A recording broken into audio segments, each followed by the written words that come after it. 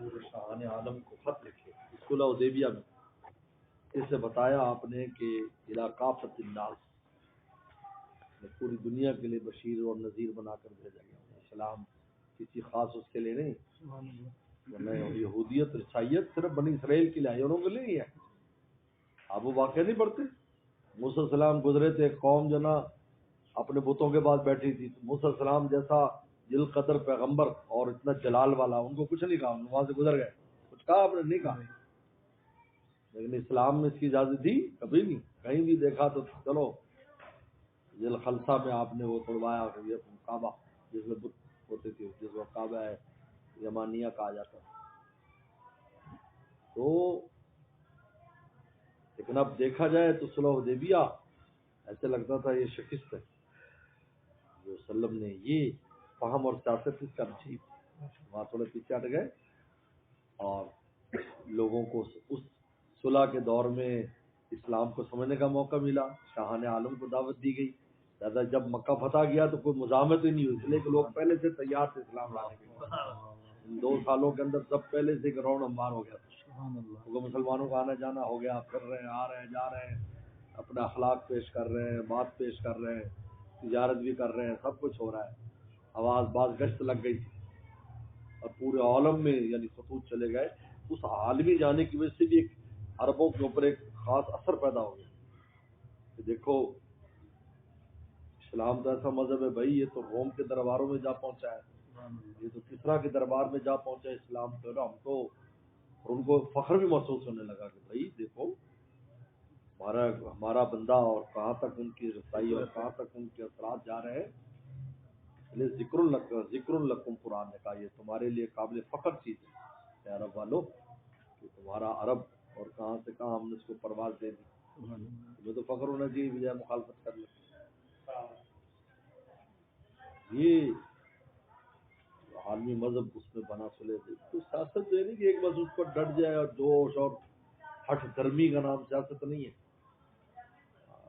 سیاست مصلحت سے لے کر چلنا، سوچ سمجھ کر چلنا، نقصان بھی نہ ہو. اور تو کہتے ہیں جی سانپ بھی مرے اور لاٹھی بھی نہ ٹوٹے.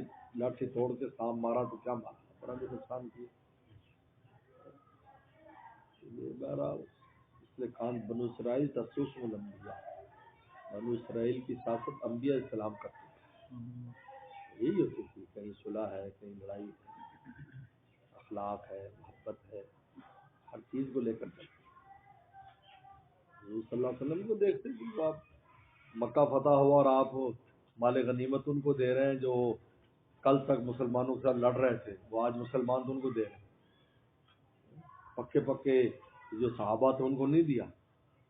تو نوجوانوں کو اشکال ہوگا کہ یہ کیا ہے بھائی، آپ کل تک تو ہم ان سے لڑائی تھے اور آج ان کو ہی آپ ساری مال غنیمت دے رہے ہیں جو آپ کو حنین میں ملی تھی.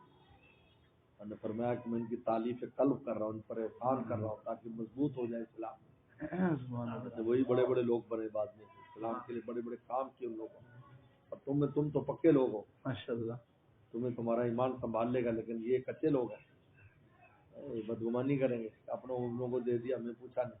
اور فرمایا ان کا نقصان بھی ہوا ہے، ان کے مارے گئے، ان کے کتنے مارے گئے ہمارے ہاتھوں سے، ان کے عزیز و قارب، ان کے مال لوٹے گئے. لہٰذا ان کی دلجوئی کرنی چاہیے. دیکھو حکمت ہے نا. اگر یہاں وہ کرتے تھے نہ جی اور جی ایک انکار بات ہے. اللہ تعلیف قلب کا وسلم کی سیرت اور زندگی میں دیکھ لو اس چیز کو. میں کہتا ہوں سیرت صحیح معنی میں پڑھ لی جائے اور سیرت کے پہلو دیکھا جائے تو اس طرح کا واقعہ پیش ہے. دیکھو وسلم نے کیا کیا اس موقع پر، تو آپ کو راستہ نظر آئے. انہوں نے ہر جگہ لڑنا بھیڑنا اور ڈٹ جانا اور اس کو اپنی بہادری سمجھنا، یہ کوئی عقل مندی کا کام نہیں. ایسے تو وسلم سے بڑا بہادر کوئی نہیں تھا. اشجع العالم، پوری دنیا کے سب سے بڑے آپ شجاع تھے. آپ کئی جگہ پیچھے ہٹ جاتے تھے. یہ لوگ صحابی سے، جو صحابی نے کہا کہ حضرت جنگ میں ہوتے ہیں اور اتنا دباؤ بڑھتا ہے کہ ہم بھاگ کر پیچھے لشکر میں آ جاتے ہیں، پھر تو یہ فرار ہے.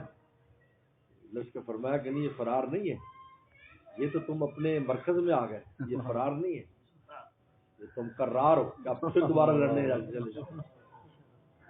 فرار وہ ہوتا ہے کہ گھر چلا جائے، ڈر کے مانے گھر ہی چلا جائے، اس کو فرار کہتے ہیں۔ یہ فرار تھوڑی ہے کہ وہاں سے دوڑ کے یہاں آ گئے، وہ 10 بندے پیچھے لگ گئے یا 20 بندے پیچھے لگ گئے، کلہ بندہ ہے وہ دوڑ کے لشکر میں آ گئے جان بچانے کے لیے، اور میں یہ فرار نہیں ہے کیونکہ تم مرکز میں پھر دوبارہ تشکیل ہوگی، چلو بھائی اب چلو 10 اور نال لے کے چلا جائے، یہ فراری نہیں ہے، کراری ہے۔